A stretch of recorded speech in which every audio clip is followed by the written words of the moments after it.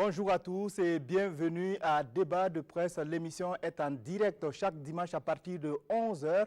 Elle permet aux journalistes qui traitent l'actualité au quotidien de jeter un regard critique sur cette même actualité à travers des analyses, des décryptages et des commentaires. Pour ce dimanche, 5 sujets, on peut le dire comme ça, sont sur la table des discussions. Il s'agit donc de la grève ou de la crise, en tout cas au sein du ministère de l'économie et des finances. Nous parlerons de la conférence nationale sur le système de rémunération des agents de la fonction publique. Nous dirons également un mot sur le bilan de la première session de l'Assemblée nationale, bilan fait par les différents groupes parlementaires. Nous dirons un mot sur la sanction prononcée contre de hauts magistrats, sanction prononcée donc par le Conseil de discipline de la magistrature. Et enfin, nous parlerons de la Côte d'Ivoire avec Alassane Ouattara qui laisse planer des doutes sur, en tout cas sur une éventuelle candidature en 2020. Et si le temps nous le permet, nous dirons un mot sur l'acquittement de Jean-Pierre Bemba par la CPI. Autour de la table, 3 invités pour ce dimanche. Il s'agit de Soumaïla Rabo de la radio Savane FM. Bonjour Rabo. Bonjour Sayon, bonjour. Nous avons avec nous Koundjoro Gabriel Kambou de Afrique Femme TV. Bonjour. Bonjour. Et Zoubaviel David Dabigué de la télévision du Burkina. Bonjour. Bonjour Sagnon, bonjour à tous. Merci à tous en tout cas d'avoir accepté notre invitation. On commence donc par cette crise au sein du ministère de l'économie et des finances. L'actualité, vous l'avez suivi, est marquée cette semaine par les crises donc au sein de ce département. Depuis 3 semaines, les syndicats de ce ministère sont en grève et observent des mots d'ordre de grève et de sit-in. Avant donc de revenir donc sur la suspension, puisqu'il y a une suspension qui a été prononcée donc au cours de la semaine. Alors il y a eu donc comme une guerre par médias interposés à travers des conférences de presse organisées par le gouvernement qui s'est prononcé lors donc du point de presse du gouvernement. Nous avons eu également donc une conférence de presse de la coordination des syndicats du MINEFID pour le ministre en charge de l'économie et des finances. Il faut choisir entre donner de l'eau potable à tout le monde et servir du champagne à quelques-uns. Alors pour les syndicats, lors de la conférence de presse, la réponse a été donc de dévoiler le salaire et le fonds commun touché donc par le ministre de l'économie et des finances. Alors c'est une actualité que vous avez suivie. Quels commentaires donc vous faites donc des contenus de ces 2 sorties médiatiques? Rabo. J'analyse ça comme le durcissement d'un bras de fer. Même si je suis convaincu que les 2 acteurs étant de plus en plus fatigués et de plus en plus malmenés par l'opinion, vont finir par négocier autour du médiateur du FASO et trouver une solution. Moi, je ne comprends pas le braquage des positions, étant donné que de part et d'autre, quand vous entendez ce qu'on dit dans les conférences de presse, c'est qu'on est disposé au dialogue. Et puis personne ne permet au dialogue d'avancer. On se demande si ce n'est pas une animosité personnelle contre la ministre qui s'est développée. Je ne sais pas si c'est la ministre aussi qui refuse totalement de rencontrer désormais les syndicats et qui fait en sorte que c'est un dialogue de sourds qui est engagé depuis belle lurette maintenant au ministère de l'économie et des finances. Moi, ce qui me surprend, c'est que pas plus tard qu'il y a quelques mois seulement, les syndicats qui sont à l'intérieur de la coordination des syndicats du ministère de l'économie et des finances, négociaient individuellement avec le gouvernement. J'ai vu les douaniers avec le Premier ministre, j'ai vu les agents du Trésor avec le ministre Clément Sawadogo alors qu'il était encore ministre de la fonction publique. Ils ont même refusé de dire les termes de leur accord à la fin des négociations. Je ne comprends pas pourquoi quelques mois après, l'ensemble de ces syndicats pris individuellement se regroupent en coordination pour encore présenter une plateforme revendicative. Jusque-là, ça ne me pose pas de problème, puisque c'est un droit. Mais à en venir à paralyser l'activité économique alors que vos problèmes individuels avaient été traités, moi, je crois qu'il y a du jusqu'au boutisme quelque part.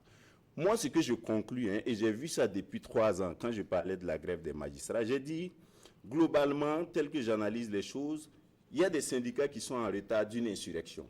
Et donc, ils vont tenter de faire leur insurrection à tout moment. Donc, il fallait s'y attendre. D'accord, oui. Kambou, vous faites la même analyse que Bon, moi je dirais que les sorties médiatiques auxquelles nous avons eu droit au cours de la semaine, à quelques moments, ont été, on peut dire, déplorables parce que c'est vrai que le gouvernement est sorti faire sa conférence de presse, les syndicats aussi. Et moi, ce que je retiens par rapport, par exemple, aux différentes révélations, quand Madame le ministre a dit qu'il faut choisir entre un peu de l'eau pour tous et puis du champagne pour quelques-uns, et puis les gens sont tombés à bras raccourcis sur elle. Je pense que dans ce pays, nul n'a le monopole de nos héros nationaux. Je peux citer Sankara, je peux citer Norbert Zongo, sans que M. Sagnon ne dise que je n'ai pas le droit de les citer. Et je pense que on parle, et ces gens-là qui se sont sacrifiés pour notre pays méritent que, quand nous parlons, que nous ayons la possibilité de les citer. Donc moi, je ne comprends pas qu'on puisse dire qu'il y a des Burkinabés dignes de citer, et surtout quand on ne connaît pas la personne. Et je pense que beaucoup de nous qui nous exposons sur les réseaux sociaux ne connaissons pas le passé de ces gens-là aujourd'hui. Je parie que 90% de nous qui sommes en train de la vilipender sur les réseaux sociaux ne connaissent pas le passé de cette dame. C'est quelqu'un qui a fait la révolution. Donc, pour moi, aujourd'hui, sur ce plan, on n'a pas le droit de dire qu'elle n'est pas digne. Aller jusqu'à révéler son salaire lors d'une conférence de presse, moi, je trouve que ça a été déplorable. Et ça a été une mauvaise communication du syndicat. Pourquoi? Parce que cette révélation ne sert pas les intérêts du peuple. Parce que si cette révélation devait servir les intérêts du peuple, elle aurait eu lieu au début de sa prise de fonction. Les syndicats allaient dire, pour preuve souci de transparence, Madame le ministre de l'économie et des finances prend 8 millions par mois et nous nous érigeons contre ça. Ils ne l'ont pas fait. Ils ont accepté, ils ont continué à virer le salaire de Madame jusqu'au jour où la dame dise que le fonds commun est trop élevé et il faut travailler de sorte, soit à plafonner, en tout cas mener une réflexion là-dessus, et que les syndicats se trouvent subitement épris de transparence, épris d'équité pour venir révéler les salaires de la dame sur la place publique. Donc pour moi, c'est malhonnête de le faire parce que ça ne sert pas mes intérêts. Ce n'est pas aujourd'hui que je veux savoir combien Madame le ministre gagne. C'est dès le départ qu'il devait le faire.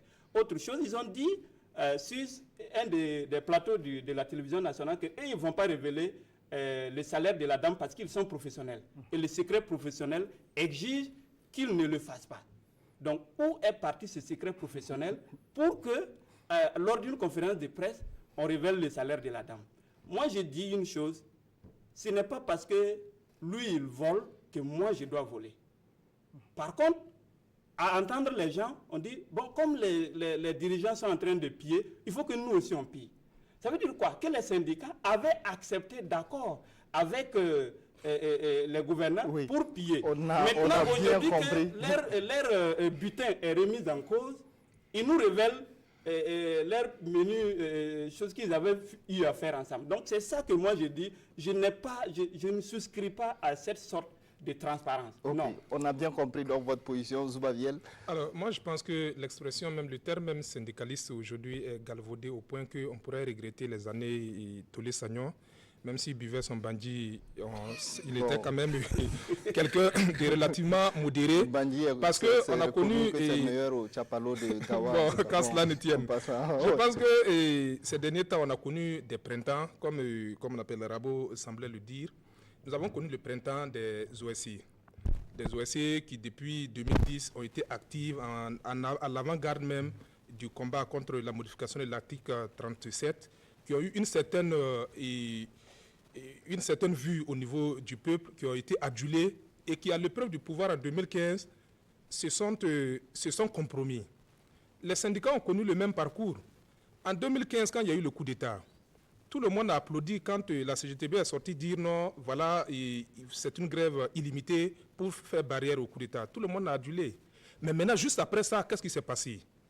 On a eu l'impression que tous les syndicats voulaient tout ici et en même temps, au point que nous en sommes arrivés à un certain jusqu'au boutisme. Les syndicats qui, depuis 2015, avaient une certaine... étaient adulés par le peuple, aujourd'hui, se retrouvent dans une sorte de situation où même ils sont considérés même comme les ennemis du peuple. En témoigne même comment on appelle, la sortie des financiers. D'abord, en 2017, vous avez eu un compromis avec le gouvernement, séparément pris, comme le disait Rabo. On a essayé d'arranger un certain nombre de choses pour vous, pour créer les conditions pour que vous puissiez travailler comme il se doit. 2018, on est rentré dans une sorte de logique guerrière qui a fini par paralyser les administrations, prendre en otage tout le peuple, au point qu'aujourd'hui, personne même ne veut entendre parler même de l'expression du mot syndicat. C'est-à-dire que quand on parle de syndicat, tout le monde pense que non, c'est quelque chose qui... Ça fait peur, ça fait de plus en plus peur aujourd'hui. Ce qui n'était pas le cas il y a quelques années. D'accord. Alors sur le contenu, voilà, en tout cas... Voilà, sur le contenu, voilà, j'allais même en venir. Parce que nous sommes restés dans cette dynamique. Aujourd'hui, on a vu la semaine dernière, et la semaine surpassée, j'allais dire, quand ils ont fini la première phase de leur grève, ils ont donné un calendrier de grève. Une semaine de grève perlée et d'une semaine de sit-in jusqu'à la fin du mois de juin. Pour une administration aussi capitale dans le fonctionnement des institutions. Alors, ils sont restés dans ce bras de fer-là à un moment où le gouvernement a parlé de remise à plat des salaires. Le gouvernement, naturellement, ne pouvait pas signer encore un accord dans ce contexte-là, au risque même de rendre caduc ce qu'il avait, comme on appelle, ce qu'il avait annoncé pour le 12. Donc, je crois qu'ici, il y a eu une sorte de manque de vision stratégique. Il y a eu une sorte de manque de vision stratégique. Ils ont voulu faire pression sur le gouvernement et après, ils se sont ravisés. Ils ont trouvé que non, la situation, ça ne pouvait pas prospérer. Oui, mais là, est-ce que vous pensez qu'avec tout ce qui s'est passé au cours de la semaine, donc le syndicat a perdu cette bataille de l'opinion? Oui, Rabou. Oui. Non, ça c'est clair. Non, je pense, non, pour finir là-dessus, je vais répondre à cette question. La bataille de l'opinion est perdue depuis le premier jour où la bonne dame est partie à l'Assemblée nationale et a révélé ce salaire-là. Le fonds commun. Le fonds commun. Ce qu'il aurait fallu faire pour comme on appelle, au niveau des syndicats, c'était de faire une sorte de lobbying. De partir là où la dame est allée annoncer. Vous parlez de statut sécurisant aujourd'hui. Là où la dame est allée annoncer, c'était de partir rencontrer ces députés-là, leur expliquer un peu votre vision des choses. Comment est-ce que le fonds commun fonctionne et qu'est-ce que ça représente pour un financier? Ils n'ont pas voulu rentrer dans une sorte de plaidoyer, de lobbying, approcher un certain nombre de personnes pour plaider leur cause. Ils ont voulu rentrer dans une logique guerrière et ça a fini aujourd'hui par énerver tout le monde. Vous avez vu des commerçants se mêler à la chose, la toile s'enflamme. Il est difficile aujourd'hui de trouver les arguments pour soutenir ces financiers-là. Donc, je pense que la bataille de l'opinion, elle est perdue. Oui, Rabo. Non, moi j'analyse, je mets ça dans un ensemble. Il ne faut pas isoler les mouvements des financiers des autres mouvements, à la santé, à l'agriculture. Pour moi, c'est un bloc à travers un laboratoire qui programme les mouvements pour saboter le forum de mardi prochain.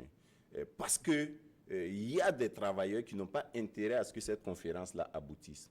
Vous voyez, moi, j'ai ramené ça à ma propre situation. Moi, je suis du privé. Si mes responsables proposent d'aller en conférence sur les salaires avec les travailleurs d'où moi je travaille, je sais que les gens vont y aller tout de suite. Parce que l'impression générale, c'est qu'on travaille plus qu'on ne gagne. Je rapporte ça à ma propre situation. Quand je ramène ça à la situation nationale du Burkina Faso avec sa fonction publique, les gens gagnent plus qu'ils ne travaillent. C'est pourquoi ils ne veulent pas entendre parler de mise à plat. Parce que la mise à plat là, va révéler qu'il y a des gens qui ont des salaires qu'ils ne méritent pas. Moi, je connais des amis qui sont fonctionnaires, agents publics, qui ne travaillent pas. S'ils vont à une conférence sur la mise à plat des salaires, normalement, on doit réduire de moitié leur salaire. Et donc, ceux qui réfléchissent dans cette logique-là ne peuvent pas accepter le forum de mardi prochain. Je reviens au fond de la bagarre qui est en cours. Moi, j'ai déjà dit sur ce plateau que je ne suis pas pour la suppression du fonds commun. Ça, c'est le nœud du problème. Quand les gens parlent des statuts sécurisants, là, en réalité, c'est le fonds commun. Il ne faut pas qu'ils prennent le fonds commun, là, comme leur monopole et leur propriété. C'est l'argent du peuple. Moi, quand j'argumente, je regarde l'intérêt général du peuple. Je ne regarde pas le visage d'un dirigeant, d'un syndicaliste, d'un imam, d'un pasteur. Ce n'est pas mon problème. Je regarde les intérêts de mon peuple. Quand vous regardez le fonds commun tel qu'il est présenté aujourd'hui, il est contre les intérêts du peuple. Moi, j'ai dit, les fonds communs, c'est l'accessoire. Ça ne peut pas être le principal. Et c'est eux-mêmes qui nous avaient enseigné ça, sous Blaise Compaoré, quand les financiers ont déclenché la bagarre du fonds commun. Et j'avais dit, vous savez, dans tous les corps de métier, là, il y a des avantages comme ça, dont les autres ne sont pas au courant. Si vous allez chez les agents de santé, ils ont leur ristourne, ils ne vont jamais faire la bagarre publique là-dessus. À partir du moment où vous avez déclenché une bagarre publique sur votre fonds commun, là, ça va vous rattraper. J'ai dit, faisons en sorte que le fonds commun soit alimenté par les pénalités, par les saisies de fraude, et puis vous laissez le budget de l'État tranquille. Ça va vous aider. Moi, pas plus tard qu'il y a 2 jours, on m'a rapporté que quelqu'un est venu avec son bulletin de salaire, quelque part, et avec un papier qui montre qu'il a pris un prêt de 7 millions de francs CFA en banque sur son fonds commun. Et son inquiétude aujourd'hui, c'est que si le fonds commun est supprimé, il ne pourra pas rembourser le prêt. En fait, en réalité, ça va être réparti sur son salaire, il ne pourra pas vivre décemment. C'est ça le vrai problème. Oui, mais parce que le ministre Bembamba avait écrit en son temps, quand les banquiers étaient réticents à donner aux financiers là, des prêts sur leur fonds commun, le ministre Bembamba avait écrit à toutes les banques du Burkina pour dire c'est de l'argent sécurisé, vous pouvez donner des prêts sur les fonds communs. Donc beaucoup de financiers ont pris des prêts sur leurs fonds communs et des prêts sur leur salaire. Et aujourd'hui, si le fonds commun est supprimé à travers le forum de mardi, ils sont cuits. Donc c'est ça en fait l'enjeu. Mais moi je dis, mon plaidoyer c'est qu'on ne supprime pas les fonds communs. On les ramène à leur juste proportion, conforme aux intérêts du peuple burkinabé. D'accord, oui. Sur ce dernier point, est-ce que, à partir de là, hein, sur les prêts qui ont été pris donc, sur ce fonds commun, on ne peut pas, d'une certaine façon, comprendre la peur ou bien, en tout cas, le durcissement de la lutte? C'est naturel, mais il faut négocier, ça se négocie. Quand on a peur, on ne doit pas tout casser. Il faut que la peur doit nous amener à réfléchir calmement. Vous voyez? Donc, si on réfléchit calmement, on peut s'asseoir, on peut s'entendre et puis dire, effectivement, on peut même demander un moratoire. Même si vous allez supprimer, bon, on vous demande quand même tel nombre d'années avant de supprimer. Ou bien même si vous allez rabattre, que quand même ça atteint tel niveau. Vous discutez entre vous, effectivement, et vous trouvez la solution. Mais quand on est braqué, moi, quand j'ai vu effectivement les calendriers qu'ils avaient donnés, bon, tout le mois de juin, en sachant que l'économie du pays, vous êtes la place, enfin, une plaque tournante de l'économie. Ceux qui doivent payer les impôts, tout ce qui, l'enrichissement des marchés, tout ça. Bon, vous ne venez pas encaisser, bon, et vous voulez qu'à la fin du mois, on vous donne un salaire, avec le fonds commun en plus. Donc, c'est pourquoi je dis, nous devons réfléchir. Nous devons réfléchir. On dit, nous tous qui sommes autour de cette table, nous sommes pour les libertés syndicales, mais nous sommes aussi pour la conscience professionnelle. Que nous puissions réfléchir ensemble. Qu'est-ce que je fais rentrer? Vous prenez le privé. M. Rabo, s'il gagne 100 000 francs dans l'organe de presse où il travaille, c'est qu'il fait rentrer 500 000 francs par mois. Voilà pourquoi on lui paye 100 000 francs. S'il n'est pas capable de faire rentrer 500 000 francs à la fin du mois, on ne va pas lui payer 100 000 francs. Mais c'est le contraire dans l'administration souvent. Moi, j'attends toujours ces jours-là où tous ceux qui sont dans l'administration publique, qui ne travaillent pas, qui disent qu'ils n'ont pas de bureau, qui disent qu'ils vont au service et qu'on ne leur donne rien à faire. Je m'attends à ce qu'un jour, ils fassent un mouvement pour réclamer du travail au gouvernement. Il faut qu'on en arrive à là. On ne le fait pas. Tant qu'on n'a pas de travail, on est tranquille. On boit sa bière, on mange son PF, et puis on est tranquille. Mais le jour où on va dire... à faire des salaires là, c'est les premiers à être devant pour dire non, nous on réclame augmentation. Tu ne travailles pas, on va augmenter quoi? Oui, très rapidement, une dernière réaction sur le ce sujet. point-là, c'est vraiment l'instinct de suivi aujourd'hui qui guide les mouvements des uns et des autres. Et parce que comme Kambo vient de le dire, quand on a peur, on ne doit pas tout casser. Aujourd'hui, on sent qu'il y a un certain nombre d'acquis qui pourraient être mis en cause à la faveur des assises sur les rémunérations. Mais c'était, encore une fois, c'était le moment pour eux de ne pas rentrer dans la confrontation, mais de passer par le plaidoyer. Il y a d'autres façons de faire qui pourraient permettre quand même à certaines personnes d'être sensibles à votre cause. Nous avons suivi suite à une controverse ici quand Ousseini Tamboura, qui avait soulevé le problème au niveau de l'Assemblée nationale, était là. Il a dit que non, aujourd'hui, la logique n'est pas de supprimer le fonds commun. Mais ce sont les sources d'alimentation du fonds commun qui posent problème et le montant que ça va donner à terme. C'est ça le problème. Aujourd'hui, ce qu'il aurait fallu faire, quand on parle de statut sécurisant, Rabo l'a dit, le but, c'est de trouver un texte qui va encadrer les fonds communs. Mais ces fonds communs-là, il faut discuter avec des experts, il faut discuter avec les décideurs, même si c'est en sourdine, de sorte à pouvoir trouver le juste milieu. Mais quand on rentre dans la logique de confrontation, on a vu ce que ça finit par donner. Aujourd'hui, tout le monde a l'impression que non, c'est un pillage organisé, même si ce n'est pas forcément le cas. Tout le monde a l'impression que c'est un pillage organisé, c'est un deal qu'ils avaient eu avec le gouvernement. Et jusqu'à aller dévoiler le salaire de la ministre, qu'est-ce qu'on va attendre demain? Que chaque soir, les ministres passent par des Alors, une dernière réaction sur, sur ce point. Il y a des gens qui ont dit que c'était plus facile de publier les accords qui avaient été signés avec le gouvernement que de publier le salaire, en tout cas, du ministre. Alors, on a vu qu'il y a eu des mouvements, des conférences de presse de certaines organisations de la société civile. Il y a eu donc une marche d'organisations, en tout cas de commerçants. Alors, très rapidement, un mot sur ces mouvements. Vous pensez que ce sont des mouvements, j'allais dire, peut-être téléguidés par le gouvernement? Ce sont des gens qui ont été mis donc à la rue. Alors, qu'est-ce que vous en pensez? Donc, je pense que dans ce très pays, rapidement, on ne peut plus rien faire sans qu'on ne vous étiquette. Même nous qui sommes sur le plateau, c'est sûr qu'on nous a déjà étiquetés. On va dire que là, ils sont... Moi, comme Rabo l'a dit, franchement, c'est des choses qui ne me font pas marcher les cheveux. Je dis clairement ce que je pense et puis je continue mon chemin. Si tu trouves que je suis dans ton champ, on va cultiver ensemble. Le jour où tu n'es pas avec moi, tu vois que je ne suis pas dans ton champ, c'est que je cultive ailleurs. Donc, mais je ne cultive dans le champ de personne. Donc c'est pour dire que pour moi, les mouvements que j'ai vus, c'est vrai, ça peut être le ras-le-bol. Moi-même, j'étais vraiment... Voilà, parce que quand on est de l'administration publique, on ne sent pas les conséquences de cette grève des financiers. Mais quand vous êtes du public, du privé, quand vous êtes du privé, vous ne pouvez pas accepter ça. C'est très difficile. Donc, je comprends les commerçants qui manifestent ainsi de suite. Mais ce que je dis, effectivement, que ces organisations qui manifestent évitent d'être téléguidées.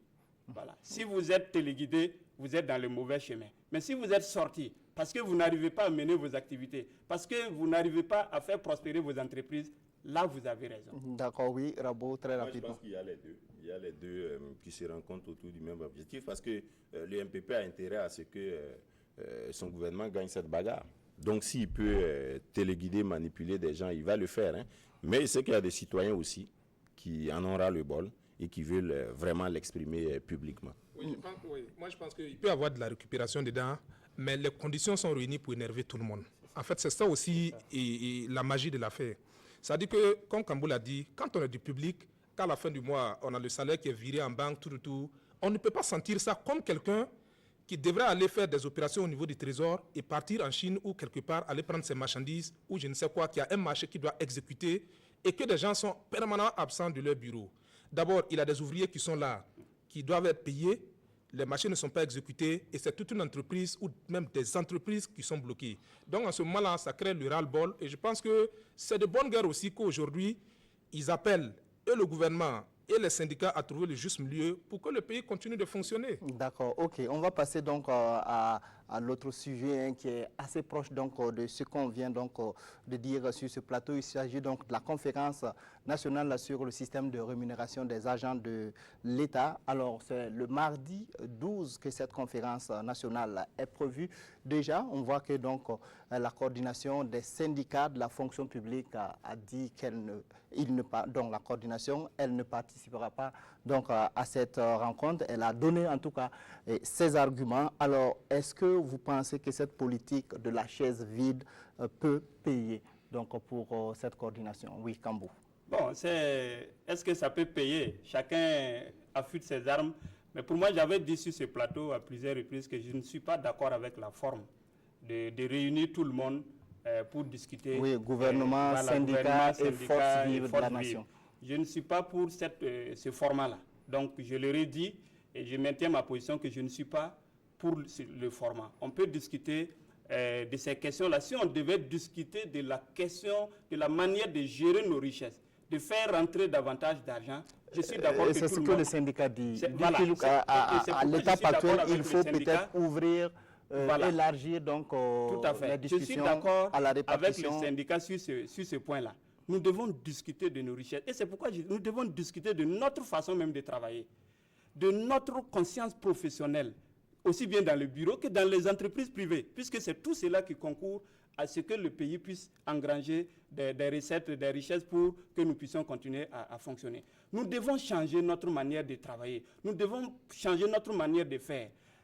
Même la grève, on n'a pas besoin forcément de cesser le travail pour dire qu'on est en grève. Il y a plusieurs façons de faire la grève, en continuant de travailler, de faire en sorte que la machine tourne. Donc, si nous ne sommes pas conscients de ça et que chaque fois, nous n'avons que, comme quelqu'un l'a dit, les Burkinabés n'ont que des droits. Et personne n'appelle à ce que, effectivement, nous puissions travailler en sorte que les richesses... Moi, j'en veux au gouvernement. Pourquoi? Quand le gouvernement est arrivé, il y a eu des passifs qui sont là. Si vous prenez le foncier, vous prenez même le bail, plein de gens. Si on réfléchit, par exemple, à tout ça, comment faire en sorte que ceux-là qui ont des bâtiments, qui ne payent pas, puissent payer normalement, mais vous allez voir qu'on va avoir de l'argent. Et effectivement, cette répartition, maintenant, on sera plus disposé pour le faire. Sur ce sujet, vous comprenez donc la position. Je comprends la position, même si, pour moi, effectivement, ils pouvaient aller exposer leur point de vue à la conférence. Je peux ne pas être d'accord avec vous, mais il faut qu'on se parle. Voilà. Mais si on ne se parle pas, on ne peut jamais se comprendre. Donc, c'est pourquoi je dis, je ne suis pas d'accord avec le format, mais le syndicat pouvait aussi aller se faire entendre par rapport à cette position, effectivement, et tout le monde va comprendre. Et moi, je le dis, il y a plein de Burkinabés qui sont d'accord qu'on puisse discuter de nos richesses et de la gestion de nos richesses. Oui, alors, moi, je pense qu'une chose à la fois. Discuter des richesses est une chose, discuter des salaires en est une autre. Moi, je pense... Alors, la position des syndicats, moi, m'intrigue aujourd'hui parce que je ne suis pas forcément sûr que la position des syndicats, des bureaux des syndicats, reflète ce que peut-être moi qui suis agent et est comme vision de cette affaire. Comme Kambou le disait, la politique de la chaise vide n'a pas toujours payé et peut-être ne peut pas payer dans ces circonstances-là. Quand on a posé le problème, qu'est-ce qu'on a dit? Tous ceux qui sont régis actuellement par la loi 081 sont concernés par cette remise à plat des salaires. Parce que tous ceux qui bénéficient aujourd'hui des statuts et des statuts particuliers bénéficient d'un certain salaire, d'un certain montant qui tranche avec ceux qui sont régis par le statut général et qui ont le même niveau. À titre d'exemple, si vous prenez un officier de police qui équivaut à quelqu'un qui a une catégorie B, il touche plus que parce qu'il est dans un statut particulier. Donc ici, le but peut-être, pas extraordinaire, c'est peut-être pour relever les salaires. Ça peut arriver aussi, parce qu'on dit mise à plat, tout est possible. Maintenant, quand on décide de ne pas y aller, on appelle ces militants à ne pas y aller et à observer un sit-in. Il peut se trouver que là-bas, il y a des choses peut-être qui vous intéressent, mais comme vous n'êtes pas là, on va discuter à votre place. Et maintenant, vous allez rentrer après dans une logique de confrontation encore. Donc pour moi, il aurait fallu d'abord partir, prendre part à ça. On vous donne peut-être les textes sur lesquels vous devez discuter, vous les parcourez. Si ça ne vous arrange pas, vous claquez la porte, vous partez comme il est de coutume aujourd'hui, faire une conférence de presse pour dire que nous avons voulu et montrer notre bonne foi, mais ce qu'on nous propose, ce n'est pas le cas et ce n'est pas ce qui nous arrange. Mais aujourd'hui, on est vraiment dans une confrontation guerrière et on ne sait pas jusqu'à où tout ça va nous mener, malheureusement. Oui, Rabo.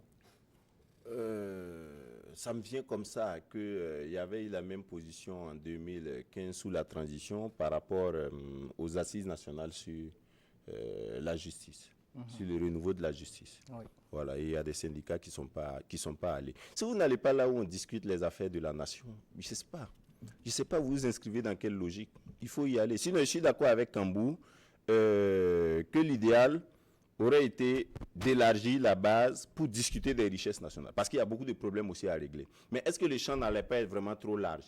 Peut-être il fallait aller à ce conclave sur les salaires et puis demander l'année prochaine un autre grand rendez-vous sur les richesses nationales. Moi, je pense que quand on est dans une logique de dialogue et de construction, c'est comme ça qu'on peut procéder. Mais dites tout ce que vous proposez m'énerve. Je ne veux pas, je ne suis pas dedans. Moi, j'ai ma République à part. Voilà. Vous gérez votre pays, nous aussi on va gérer le nôtre et puis on va voir ce qui va se passer. C'est pourquoi je parle de logique insurrectionnelle en fait. Moi je pense que, et ce sont des indiscrétions qui me sont revenues, il y aura des augmentations de salaire aux assises et un plafonnement des fonds communs. Et donc l'argent qui va permettre de plafonner les économies qui seront faites sur le plafonnement du fonds commun vont permettre d'arrondir davantage les fins du mois d'autres fonctionnaires. S'il se trouve que ces fonctionnaires qui vont bénéficier d'une légère augmentation là sont majoritaires, ça va déséquilibrer votre puissance, votre toute puissance syndicale. Et donc, vous pouvez être à la tête et puis vous retrouver après sans arrière. Vous allez vous retourner, vous n'allez pas avoir de militants à la bourse du travail. Il faut faire attention. C'est pourquoi moi je pense que si le laboratoire qui a fait en sorte que les syndicats n'étaient pas à l'insurrection, c'est ce même laboratoire-là qui fonctionne aujourd'hui pour mouvementer les syndicats-là. Je crois que ce laboratoire-là est un peu dépassé. Donc c'est des laboratoires. Non, ils sont un peu dépassés. Ils n'ont qu'à rentrer dans les 6 mètres. Parce que moi, je cause avec ceux qui scient les chaussures, qui vendent les unités. Ils n'ont qu'à causer avec ces gens-là pour savoir ce qu'est le peuple burkinabé. Oui, une dernière réaction, oui. Pour abonder dans le même sens que Rabo, je pense qu'aujourd'hui, peut-être que ces syndicats-là sont peut-être à la croisée des chemins. Parce que c'est par extraordinaire. Il y a aujourd'hui une augmentation des salaires peut-être pour les corps, les différents corps, et peut-être pour nos amis aussi, nos amis enseignants qui sont dans les tréfonds, dans les entrailles du Burkina, qui se battent. Je me demande bien comment est-ce qu'on peut mobiliser quelqu'un contre ses propres intérêts s'il y a augmentation des salaires. On dit augmentation des salaires, votre syndicat vous dit non, on n'est pas d'accord avec l'augmentation, venez, on va marcher. Donc ici, il peut y avoir même des frictions même au sortir de ces assises-là même des différents syndicats entre les bureaux et les bases. Parce que s'il y a une augmentation et qu'on me dit non, par solidarité syndicale de venir soutenir quelqu'un, je ne vois pas pourquoi est-ce que les gens iront le faire. Et ce, d'autant plus que toutes les plateformes qui ont été adressées au premier ministère n'ont pas toujours eu écho favorable, juste parce que c'est une catégorie de fonctionnaires encore qui dit qu'il n'y a pas les moyens.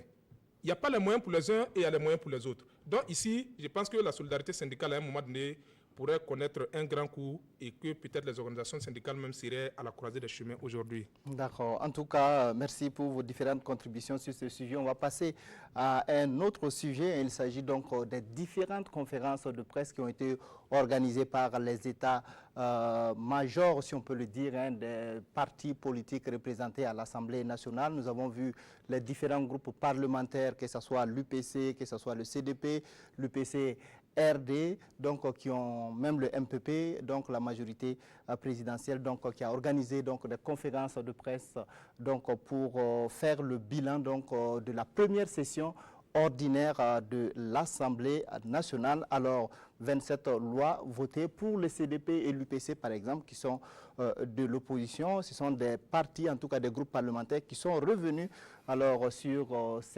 dans ces sorties, sur notamment le vote de la loi portant code pénal et surtout donc le vote aussi de la loi qui n'a pas eu lieu sur le statut de l'opposition. Alors sur le contenu de ce que ces deux groupes parlementaires ont dit, qu'est-ce que vous pouvez donc retenir? Bon, je retiens que pour le MPP, tout a été rose. Ils ont bien travaillé, ils ont fait voter 27 lois. Et je retiens aussi que pour l'opposition, tout est presque noir, pour ne pas être que c'est gris. Pour ne pas dire que c'est gris. Donc, chacun a joué son rôle. Mais moi, en tant que citoyen, ce que je remarque, je trouve, pour l'opposition, l'opposition a manqué, en tout cas, un rendez-vous important concernant l'histoire de notre pays. C'est par rapport, par exemple, au vote, par rapport au code pénal, l'abolition de la peine de mort. J'étais peiné de voir l'UPC sortir expliquer que, voilà, c'est parce que c'est un calendrier taillé sur mesure pour François Compaoré. Mais c'est malheureux pour l'UPC dans ce sens. Franchement, j'étais écœuré de les voir pendant la loi, c'est-à-dire un truc qui a été commencé depuis 2013, sous Blaise. C'est même le CDP qui était à la cheville de cette loi. Qu'aujourd'hui, on arrive à voter, à abolir la peine de mort, et que l'UPC, qui a mené, il faut le dire, qui a mené cette insurrection, en tout cas par son président, jusqu'à ce qu'on arrive à ce changement, où qu'on demande de la justice, qu'on demande que, en tout cas, le pays puisse changer, puisse avancer dans le bon sens. Qu'on sorte aujourd'hui dire qu'on a voté cette loi, c'est pour François Compaoré. On n'est pas obligé à chaque fois d'être contre ce que l'autre fait. Moi, je le dis, même mon ennemi, le jour où il joue bien, et je vois qu'il a bien joué, je dis, je t'aime pas, mais tu as bien joué. C'est tout. Et surtout quand ça concerne le pays. Moi, je ne pense pas qu'il n'y a pas ce moment-là où on va voter, on va abolir la peine de mort et on ne va pas dire que c'est pour ci ou c'est pour ça. Donc, il faut choisir un moment pour agir. Et je pense que là, c'est par là que je peux saluer ceux-là et celles qui sont restés pour voter cette abolition-là. Il n'y a aucune explication aujourd'hui qui puisse nous convaincre que c'était un mauvais choix d'abolir la peine de mort. François Compaoré a dit sur tous les toits, sur tous les médias du monde, qu'il est prêt, il ne se reproche rien, qu'il est prêt à venir témoigner. Moi, je ne vois pas en quoi qu'on vote une loi aujourd'hui, qu'on nous dise que c'est parce que c'est François Compaoré. On a bien compris donc votre position sur le vote donc, de cette loi. Mais il y a eu aussi, hein, si on peut le dire, la loi sur le statut du CEFOP, donc de l'opposition politique qui a connu donc quelques difficultés. Finalement, la loi a été retirée parce que les députés de l'opposition donc avaient vidé la salle lors donc des débats. Oui, on a assisté à cet incident-là du fait du gouvernement et il revient que le président de l'Assemblée nationale lui-même n'est pas content parce que le gouvernement a retiré le texte à la dernière minute, au moment où il était déjà en discussion.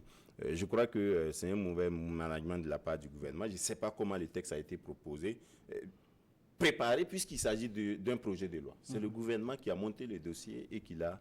Il y a eu la commission technique aussi qui a dû travailler sur le texte avant. Je ne sais pas ce qui s'est passé. Oui. Voilà. Maintenant, il me revient qu'à la dernière minute, on aurait dit qu'il y a une disposition qui permet au parti qui a le plus grand nombre de députés et qui n'est pas de la majorité présidentielle, donc le parti désigné d'office chef de file de l'opposition, il revient que son président n'est plus obligé d'être lui-même le chef de file de l'opposition, mais qu'il est désormais, au terme de ce texte-là, s'il avait été voté, la possibilité de passer la main à quelqu'un d'autre et de s'occuper de ses ayants, quoi. Et l'inquiétude de la majorité, d'après ce qui me revient, c'est que ça aurait permis à Zéphirin Diabré de passer la main à quelqu'un d'autre et de commencer à battre campagne pour 2020. Mais est-ce qu'on fonctionne comme ça quand on travaille pour son pays? Est-ce que c'est des petits calculs comme ça qui vont nous faire avancer? S'il vous plaît. Il faut être un peu plus grand que ça. C'est un gouvernement qui a tous les cerveaux du pays à sa disposition pour écrire, amender tous les textes. Vous venez comme ça en pleine plénière, vous retirez un texte, c'est malheureux. Vous aurez dû laisser le texte aller en vote et dire à vos députés de voter contre. Le texte n'allait pas être adopté et peut-être ça allait être encore réécrit. Mais retirer comme ça veut dire que pour vous, l'Assemblée nationale, là, c'est votre caisse de résonance, quoi.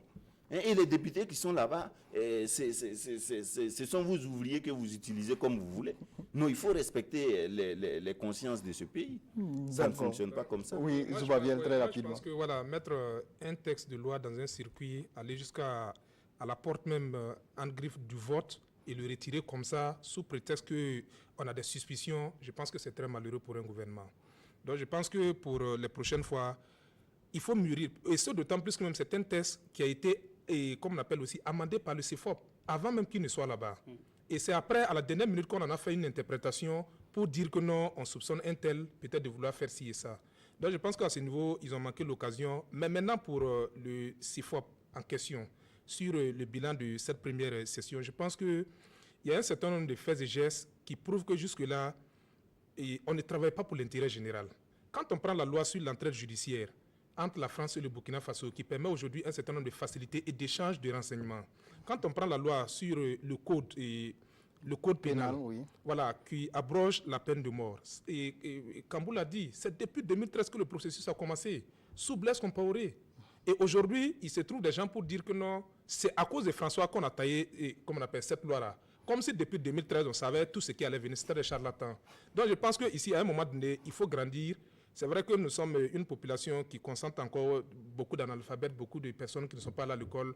Mais il faut faire l'effort quand même de prendre ceux qui sont en face de vous pour des personnes quand même qui comprennent les choses. Parce que dit comme ça donne l'impression que non, le gouvernement s'est assis, comme a fait venir François. On a taillé une loi et n'ont pas déposé. Pourtant, c'est une loi qui est dans le circuit il y a longtemps. Donc, c'est un bilan très mitigé pour l'opposition politique qui n'a pas su saisir au bon des lois qui vont dans le sens même de l'histoire. Parce que demain, quand on va sortir ici parler de justice pour Norbert Zongo, c'est les mêmes qui vont s'asseoir pour dire que le gouvernement ne fait rien. Maintenant, on crée peut-être, il y a des textes aujourd'hui qui permettent ça, vous dites que non, que c'est taillé sur mesure. Pourtant, c'est des textes que vous-même, vous aviez commencé à mûrir depuis longtemps. Donc, je pense qu'ici, il va falloir que les uns et les autres grandissent et prennent les gens quand même au sérieux, quoi. Oui, une dernière réaction sur ce sujet, parce que dans les différentes conférences de presse, surtout pour l'opposition, il a été question aussi de la gestion même de l'Assemblée nationale. Oui, il a été dit, le groupe parlementaire UPC, oui. a dit que le président de l'Assemblée, Alassane Bala Sankandé, a oublié... je ne sais plus les textes là, que Salif Diallo avait fait adopter sur la réorganisation de l'Assemblée, le plan stratégique, voilà, de l'Assemblée nationale. C'est possible, hein. C'est possible, comme il est nouveau, peut-être qu'il a d'autres priorités, mais les choses ne devraient pas se passer comme ça. Je crois qu'il s'est engagé dans son discours inaugural après son élection à marcher sur le chemin de Salif Diallo. Il ne faut pas qu'il s'en écarte de loin, parce qu'il avait tracé un chemin qui paraissait avoir l'adhésion de la plus grande. Mais moi, je pense que là, il y a des choses qu'on n'a pas besoin d'exposer sur la place publique forcément. Vous pouvez approcher la présidence de l'Assemblée nationale. Je pense que vous avez, à l'Assemblée nationale, il y a des instances aussi où la conférence des présidents. Voilà, donc souvent, vous savez aussi, pour animer une conférence de presse, c'est pas facile de trouver les sujets de désaccord pour venir parler. Surtout quand on veut la conférence hebdomadaire, c'est vraiment difficile. Donc, il faut créer des choses même. Voilà, il faut comprendre. Bon, c'est compliqué. D'accord. Alors, on va parler de la justice. On en parlait tout à l'heure. La justice, donc, qui connaît donc actuellement donc quelques... On peut le dire, quelques nouveautés avec le travail qui est fait donc, par le Conseil de discipline du Conseil supérieur de la magistrature. Alors, ces derniers jours, on a vu donc des lourdes sanctions qui ont été prononcées contre 2 hauts magistrats. Il s'agit donc de Armand Ouedraogo, procureur de la Cour de cassation et de la Haute Cour de justice, et Thérèse Traoré Sanou, présidente du Conseil supérieur de la magistrature. Donc, ces 2 magistrats donc, qui sont mis à la retraite d'office, donc décision prise par donc, le Conseil de discipline. Bon, qu'est-ce que vous en pensez? On a pas beaucoup de choses, beaucoup de choses intéressantes pour le peuple. Vous savez, nous tous, nous avons décrié pendant longtemps la manière dont notre justice fonctionne. Et cette justice-là avait refusé de rendre compte à son peuple. Je pense que le moment est venu. Vous savez, il y a des lois de la nature qui sont inattaquables. Voilà. Même sur l'affaire des financiers, l'argent, le travail. Si vous ne corrigez pas ce qui n'est pas droit, la nature va corriger ça pour vous. Et vous allez en payer le prix. Aujourd'hui, là, il y a des confrères qui avaient dit par le passé que c'est la justice qui n'avait pas fait son insurrection. J'étais pas totalement... Bon, j'aime la formule, mais je ne l'avais pas dite. Elle était originale. La justice est maintenant en train de faire son insurrection. Et aujourd'hui, ils sont en train de se régler les comptes. Parce que pendant longtemps, ils ont fonctionné contre les intérêts du peuple. Le juge Armand Ouedraogo l'a dit. Dans l'affaire David Ouedraogo, c'est le président du Conseil des disciplines, du Conseil supérieur de la magistrature, le magistrat Abdoulaye Bari, qui lui a dit de clôturer le dossier, alors qu'il n'était pas prêt. Ça veut dire qu'on va apprendre beaucoup de choses. C'est la présidente du CSM elle-même qui est sanctionnée. Ce n'est pas toujours évident que ces sanctions-là puissent prospérer. C'est-à-dire, dans la pratique, j'ai des inquiétudes. Mais déjà, pour la symbolique, on y est. On y est vraiment et je suis content. Pour avoir critiqué pendant longtemps ma justice, je crois que les corrections sont en train de se faire. Je ne sais pas si c'est la nature qui les corrige ou ce sont eux-mêmes qui se corrigent. Ce qui fait que je dis que peut-être que ça ne va pas aller jusqu'au bout. La mise à la retraite d'office, par exemple, est susceptible de recours. Quand ils vont faire le recours, il me revient que c'est à peu près 1 an qu'il leur reste pour aller à la retraite. Ça va rester dans le circuit comme ça et ils vont travailler jusqu'à leur retraite sans vraiment subir cette sanction-là. Vous voyez, non, c'est pourquoi ça peut être contourné autrement. Mais déjà, le fait de sanctionner de hauts magistrats de ce niveau-là, c'est vraiment une victoire du peuple burkinabé. Oui, mais le syndicat parle, vous l'avez dit entre-temps, donc de règlement de compte. Est-ce que vous pensez vraiment que c'est un règlement de compte ou bien vraiment c'est une sanction juste que donc, les sanctionnés plutôt méritent? Non, moi je pense que ici je n'applaudis pas cette sanction. Je l'ai dit, je l'ai déjà écrit. Non, le juge Abdoulaye Bari ne peut pas sanctionner un juge au Burkina. Et moi je vais applaudir. Non, c'est pas possible. Non, est-ce que vous avez lu le texte?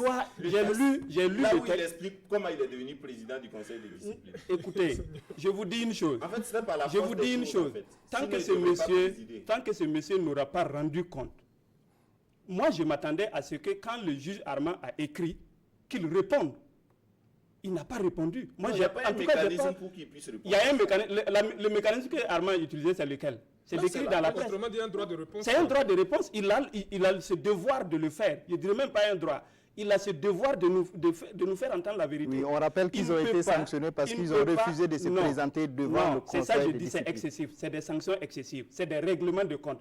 Et moi, je ne peux pas applaudir un règlement de compte. C'est ce que j'ai dit par rapport à la révélation du salaire de Madame le ministre. J'ai dit, à partir du moment où on le fait pour son intérêt à soi-même, moi, je n'applaudis pas. Si on le fait pour l'intérêt de la nation, Kambou est devant. Mais quand c'est pour se régler des comptes, je dis non. Ce monsieur-là doit nous rendre compte.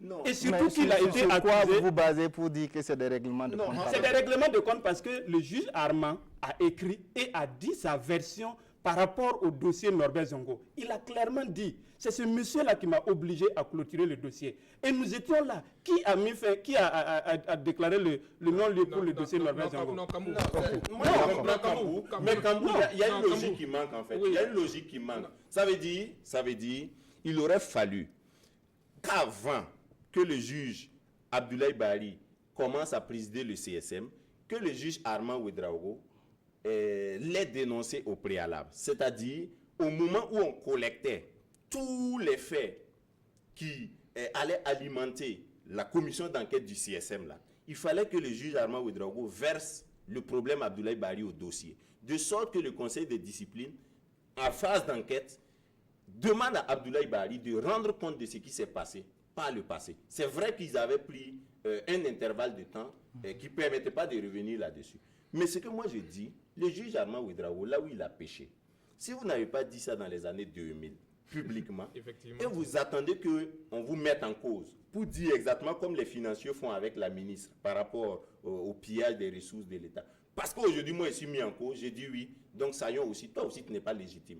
Parce qu'aujourd'hui, tu veux m'attaquer, toi aussi, tu es attaquable. Ça ne marche pas comme ça. Non, On va écouter Zubadiel. On va écouter Zubadiel sur la question. Kambou, je suis d'accord, mais une chose à la fois. Aujourd'hui, c'est un grand pas, comme le disait Rabo et de suite, que la justice fasse son auto-évaluation et sanctionne ses magistrats. Pour la dame, c'est bien connu, c'est l'affaire Guillaume Soro, le primitif, qui a été arraché même, peut-être même des livres même de la justice. C'est une faute très grave, c'est une faute lourde. On en a parlé suffisamment ici, ça a alimenté les débats au Burkina ici. L'affaire David Ouedraogo, c'est une affaire qui a aussi braqué le pays à un moment donné, on a failli même frôler le chaos. Donc je pense que sanctionner pour ces deux faits-là, il n'y a pas de problème. Mais une chose à la fois, le juge, comme on appelle Abdoulaye Bari, le magistrat Abdoulaye Bari, préside aujourd'hui la commission de discipline. Ce n'est pas vraiment, c'est pas vertueux. Mais je dis une chose à la fois parce que, au regard même de la déclaration faite par Armand Ouedraogo, on peut aussi ouvrir une enquête judiciaire sur, comme on appelle, ce comportement-là, pour essayer de voir la chose. Mais il faut déjà se féliciter que la justice burkinabé soit en train de faire sa mue, soit en train de faire son insurrection, comme Rabo vient de le dire. Non, je dis, moi je suis d'accord pour la mue, je suis d'accord pour le changement. Mais je dis, comme tu l'as dit, ce n'est pas vertueux. Et pour moi, le problème est là. Non, moi, sincèrement, le dossier Norbert Zongo, ce monsieur fait partie de ceux-là qui ont aiguisé mon engagement. On ne peut pas torpiller son dossier aujourd'hui et ce même personnage va sortir et puis moi je vais l'applaudir. Oui, je suis d'accord, mais c'est un double niveau. L'analyse est un double niveau. S'il vous plaît, ça veut dire, moi, je fais partie des gens qui ont critiqué le magistrat Abdoulaye Bari, la gestion du dossier Norbert Zongo, comme dans la gestion du dossier David Ouedraogo. Mais si on n'a pas trouvé le mécanisme pour les juger, que ce soit de façon disciplinaire ou de façon judiciaire, moi je crois qu'il y a un problème. En ce moment, c'est la justice qui n'a pas trouvé le mécanisme pour le sanctionner. Ce n'est pas de sa faute. Il aurait fallu que des juges soient courageux, comme le juge Armand Ouedraogo dans les années 2000, pour dénoncer Abdoulaye Bari en son temps et puis éventuellement payer le prix en démissionnant comme Maître Et Guy Hervé Kam. voilà. Pourquoi Maître Guy Hervé Kam a démissionné? Oui, C'est parce que la justice fonctionnait contre les intérêts du peuple. Et il a dit qu'il avait démissionné par amour pour la magistrature. Donc le juge Armand Ouedraogo aurait pu faire la même chose. J'ai dit, c'est pas forcément mauvais ce qu'il a fait. C'est-à-dire de garder le secret de la justice. Rabo, je comprends, mais mais aujourd'hui, là, moi, je ne peux pas cautionner Oui. sa démarche de refuser de se présenter devant le CSA. Rabo, moi je comprends, mais ce que je voulais ajouter sur ce sujet, c'est que tous ceux qui ont été de près ou de loin et coupables de forfait dans ce dossier-là payeront. On a vu en 2015 avec Sagnon, Adama Sagnon. D'abord, il a été désavoué quand il a été nommé ministre, juste pour cette affaire de Norbert Zongo. Aujourd'hui, Armand Ouedraogo est en train de payer. Rien ne dit que Barry ne va pas payer aussi pour sa compromission dans ce dossier. Oui, non, ça va venir. Mais une chose, encore une fois, une chose à la fois. On a bien compris vos différentes positions. Il faut dire que... Mais ça y est, il faut déplorer le fait que tu n'es pas invité là d'Ibama, parce que ça devrait lui être justice rendue, parce que c'est lui qui a soulevé le dossier sur... voilà. Non, sur la magistrature. Non, sur l'annulation des mandats d'arrêt. Des mandats d'arrêt.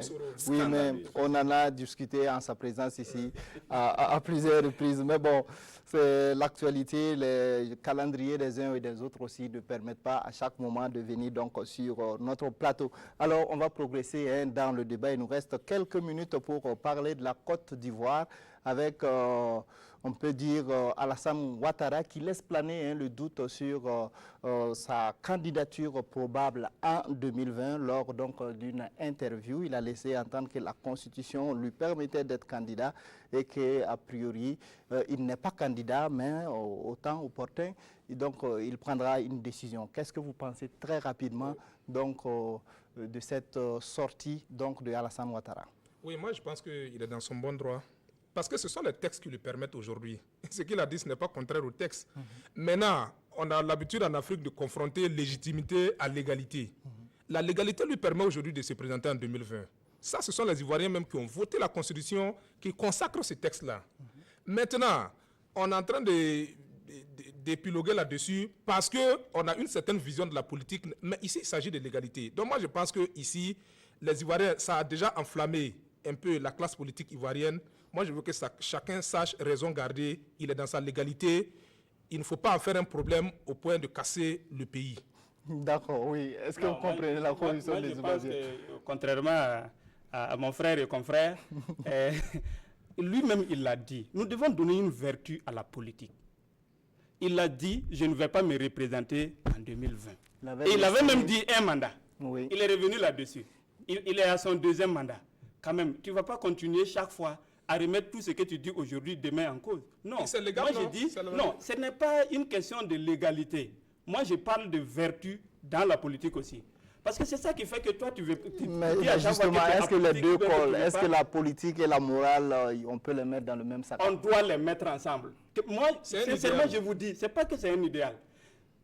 Un homme qui n'a pas de morale, je ne vais pas le voter. Et je le dis toujours à mes proches, devant même mes frères et cousins qui font la politique, j'ai dit à mes parents, si le gars là il est con, ne le votez pas. C'est pas parce qu'on est frères, c'est pas parce qu'on est du même village que le gars est con, mais je le vote. Pas de gros mots s'il vous plaît. Alors on va laisser le mot con. Voilà. Quel mot? Aidez-moi. J'ai dit simplement que nous devons donner de la morale à la politique. Pourquoi, par exemple, en France, ou bien aux États-Unis, ainsi ailleurs, on ne dit pas, bon, c'est du bon vouloir, de mon bon vouloir, que je vais décider si je vais partir ou pas. Non, ça ne doit pas être ça. Voyez votre ami burundais. Il a fait tuer des gens, le pays a sombré, pour revenir nous dire, non, je ne vais pas me présenter en 2020. Non, on ne peut pas s'amuser avec l'avenir d'un pays de cette façon. D'accord, on a compris votre position, c'est une question de morale, de vertu dans la politique. Rabo, qu'est-ce que vous pensez donc de cette déclaration de Alassane Ouattara? Je la comprends. Elle est logique, quoi, si on est dans son système. Dans son système, il avait deux problèmes qui ne peuvent être résolus que si lui-même il reste au pouvoir. Le premier problème, c'est son accord avec Bédié, c'est-à-dire l'accord entre le RDR et le PDCI, ou RHDP. Voilà. C'est un contrat tel que, normalement, le RDR devait passer la main au PDCI. Mais il se trouve que le RDR ne veut pas ça. Il n'y a qu'Alassane Ouattara qui peut rester au pouvoir en tant que candidat du RDR et être accepté par le PDCI, le camp du PDCI. Puisque aujourd'hui, c'est leur accord qui gouverne la Côte d'Ivoire et son peuple. C'est-à-dire qu'ils ont imposé leur vision de la politique à tout le peuple ivoirien. Deuxième dilemme d'Alassane Ouattara, c'est la guéguerre entre Ahmed Bakayoko et Guillaume Soro. Étant donné qu'il ne peut pas résoudre la crise, il préfère rester lui-même. Parce qu'il ne peut pas choisir, il n'a plus la possibilité de choisir entre Ahmed Bakayoko et Guillaume Soro. Parce qu'il avait pris fait et cause pour Ahmed Bakayoko, mais il se rend compte qu'Ahmed Bakayoko est plus faible que Guillaume Soro. Vous voyez, donc pour résoudre ces deux équations, il est obligé de rester lui-même. Ça, c'est sa logique. Mais ce n'est pas la bonne logique pour le peuple ivoirien. Ce n'est pas l'intérêt du peuple ivoirien qui reste au pouvoir. Ça va tuer la démocratie en Côte d'Ivoire. Et c'est ça qui est dommage. Sinon, je comprends pourquoi il veut rester. Et je crois qu'il va rester. Et tous les bruits que vous entendez là, vous n'allez plus les entendre dans quelques années. Parce qu'il va faire taire tout cela. Voilà. Avec ou de l'argent ou d'autres moyens. Je pense que le même problème se pose actuellement le même problème se pose au Sénégal aujourd'hui, où on a voté une constitution qui permet aux messieurs de rebeloter des mandats d'un mandat de 7 ans. On a dit que ce n'est pas... En fait, ici, en Afrique, on a cette magie de mal poser les problèmes politiques qui finissent toujours par des crises. Aujourd'hui, il a dit qu'il n'allait pas le faire en fonction d'un contexte. Aujourd'hui, il dit qu'il va le faire et ça respecte la loi. Donc, je pense qu'ici, c'est peut-être de trouver les voies et moyens de ne pas le voter. Sinon, si on reste dans la logique politique, c'est son droit de le faire. De façon légale, en tout cas, il a le droit de se présenter. Le président Roch a dit, même si je vais faire voter une nouvelle constitution, mais je ne vais pas me représenter. Si demain, le président Roch, après son mandat de 2020, là, s'il dit, au cas où il est élu, s'il dit qu'il va se représenter parce que la nouvelle constitution lui permet, je serai devant pour être contre. Non, mais bon, pour le cas du Burkina, je pense que l'article est verrouillé, c'est clair, qu'il n'y a pas plus de 2 mandats qu'on peut faire, en tout cas, à condition de refaire encore non, pas l'insurrection, je n'ai pas dit l'insurrection, mais à refaire la Constitution. Donc, voilà. Alors, il nous reste 2 à 3 minutes pour dire juste un mot sur Jean-Pierre Bemba, donc, qui a été acquitté par la CPI, après donc les graves accusations qui ont été portées contre lui. Qu'est-ce que vous pensez très rapidement donc, de cet acquittement? Après, il avait été condamné à 18 ans de prison, après 10 ans, il est acquitté aujourd'hui. Je n'ai pas lu les détails de la condamnation et les motivations des juges, mais politiquement, la lecture que j'en fais, c'est que, étant donné qu'il y a de plus en plus un vide politique en RDC, on peut avoir besoin de recycler Jean-Pierre Bemba. Parce que l'un des objectifs inavoués de la CPI, c'est de discipliner les classes politiques et les acteurs politiques en Afrique. Ça, c'est ce qu'on ne nous dit pas, quoi. Donc, si on peut recycler quelqu'un à partir de la CPI pour prendre le pouvoir quelque part dans son pays, ça va se faire. Mais il avait été condamné pour crime contre l'humanité. Qu'est-ce qu'on pense finalement? Est-ce que la CPI est là pour juger ou bien pour des affaires politiques? Moi, la question que je me pose, est-ce que les crimes dont on l'accuse ont été? Est-ce que ces crimes-là sont vérifiables? Si ces crimes sont vérifiables, qui a envoyé ces gens-là commettre ces crimes? Donc, c'est tout cela, en fait. Mais il faut le dire, dans toute lutte, il faut tout faire pour vivre. Sinon, quand vous mourrez, on fait des accords sur votre corps et puis on continue. Donc, moi, je pense que si, effectivement, c'est que Rabo dit, c'est vraiment pour recycler le monsieur, bon, voilà, ceux qui sont morts et puis c'est fini. Mais je pense qu'il faut qu'on en finisse avec ces histoires et qu'on puisse... C'est un grand pays qui est malade depuis son indépendance. Mais il faut qu'on arrive un jour vraiment à faire en sorte que des gens puissent payer pour ce qui est en train de se faire et que le pays puisse vivre normalement. Oui, en 30 secondes pour conclure. Que ce que Rabo dit est d'autant vrai qu'aujourd'hui, il n'y a plus d'opposition au niveau de la RDC. Vous avez vu Moïse Kantobé qui faisait quand même le poids, qui a été éjecté hors du pays. Aujourd'hui, ce sont les catholiques qui ne sont pas un parti politique qui essaie quand même de faire front contre Kabila.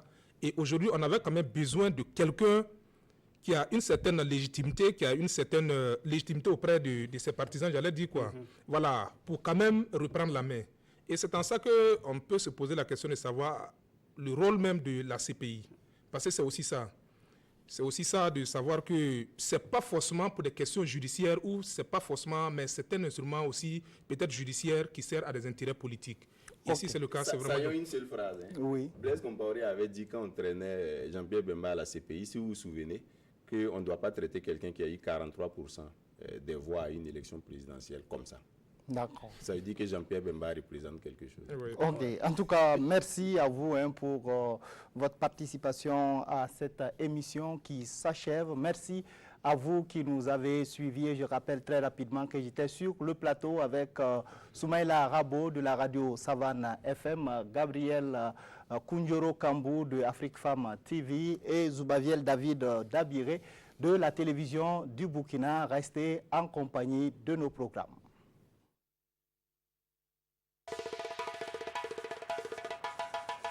Wow.